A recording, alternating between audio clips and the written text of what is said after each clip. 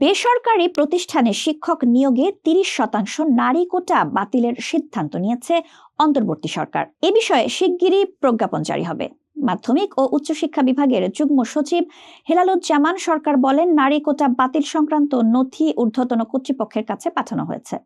আশা করছি চলতি সপ্তাহে প্রজ্ঞাপন জারি হবে। যদি দেরি হয় তাহলে আগামী সপ্তাহে এটি জারি করা হবে।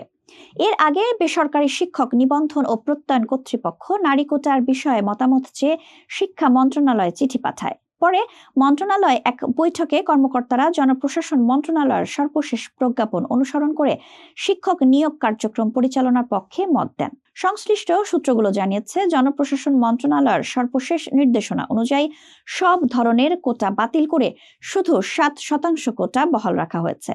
সেই 7% কোটার আওতায় এনটিআরসি এর মাধ্যমে বেসরকারি শিক্ষা প্রতিষ্ঠানেও শিক্ষক নিয়োগের সিদ্ধান্ত হয়েছে। 1999 সালে বেসরকারি শিক্ষা প্রতিষ্ঠানে শিক্ষক নিয়োগে 30% নারী কোটা চালু করা হয়। তবে পূর্ণ মাত্রায় বাস্তবায়িত না হওয়ায় বিশ্ব ব্যাংকের সুপারিশে 2004 সালে বিএনপি জামায়াত জোট সরকার এটি বাধ্যতামূলক করে। পরে অনগ্রসর অঞ্চলে নারী প্রার্থীর স্বল্পতা দেখা দিলে 2010 সালে আওয়ামী লীগ সরকার গোপালগঞ্জ সহ কিছু জেলা ও উপজেলায় নারী কোটা শিথিল করে।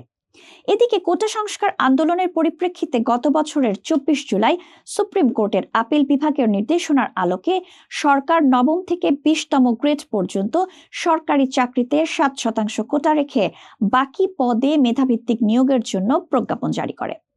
বর্তমানে 7% কোটার মধ্যে রয়েছে বীর মুক্তিযোদ্ধা, শহীদ মুক্তিযোদ্ধা ও বীরাঙ্গনার সন্তানদের জন্য 5%, ক্ষুদ্র নৃগোষ্ঠীর জন্য 1% এবং শারীরিক প্রতিবন্ধী ও তৃতীয় লিঙ্গের জন্য 1%।